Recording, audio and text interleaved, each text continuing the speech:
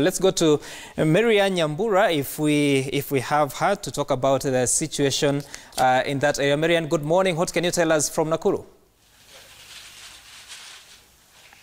Good morning, Sam. And today is World Cancer Day, a day whereby people are raising awareness on the different types of cancer across the world. So this is a global event. And here in Nakuru County, we are at the Nakuru Level 5 Hospital, whereby there is an oncology center, which since its inception last year, which was opened on 24th May 2018, there have been activities. And according to, or rather what we understand is that this center has helped people in this area. So joining me here is Dr. Dalcy Wanda, who is an oncology doctor here, just to shed more light on what are some of the, or rather what is the cancer statistics that in this county. So Dr. Dalcy, thank you for joining us. Maybe you could start with what is the cancer prevalence, or what statistics do you have from this county? Since its inception, we have been able to serve quite a number of patients here. We've had over 4,000 reviews of patients who've come to this center, and these are cancer patients who have been confirmed. They have their histology and it's confirmed that they have cancer. We've been able to cater for quite a number of patients. The catchment area is quite large, considering the national hospitals or the Kenya hospitals, the government hospitals that deal with cancer are the ones that are well known is Nairobi and Eldoret, the MTRH hospital. So that makes Nakuru have a huge catchment area extending to the neighboring counties and even others traveling from very far and wide to come access services here. And now, briefly tell us, is this how many people do you, roughly in a day, how many people do you get? And in January, how many patients did you get? We serve a very huge population, and you find per month we attend to almost 500 patients who come here who are cancer patients. From the time the department was opened in May to December, we were able to have over 4,000 reviews. That means patients who have come repeatedly for services here. We are able to administer chemotherapy here, which are IV medication and even oral medications that patients take in order to deal with the cancer, to kill the fast replicating cells. And the patients who have received such services here are 162 as of now, and there are others that are ongoing even currently getting the services here. Which is the common type of cancer that you treat as an oncologist?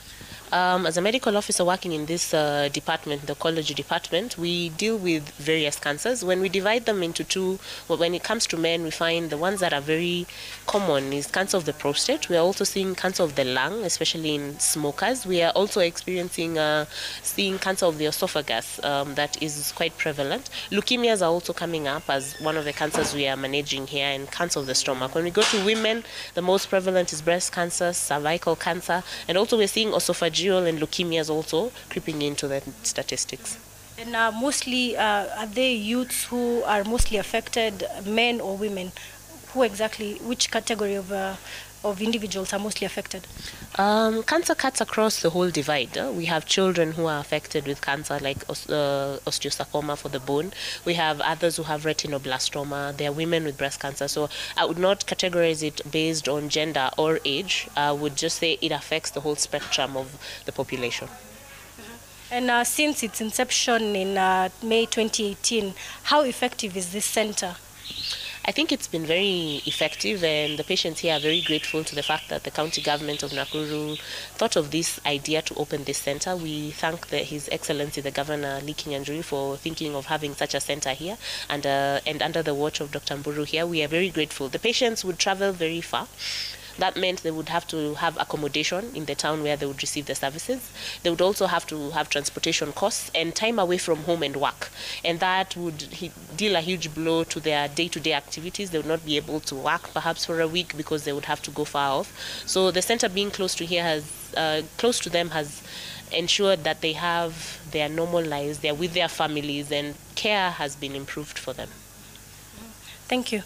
Well, Sam, there you have it, Dr. Dalcy Wanda, just shedding more light on this day, which is the World Cancer Day, whereby people are just raising awareness on the different types of cancers. She asking people to go for screening.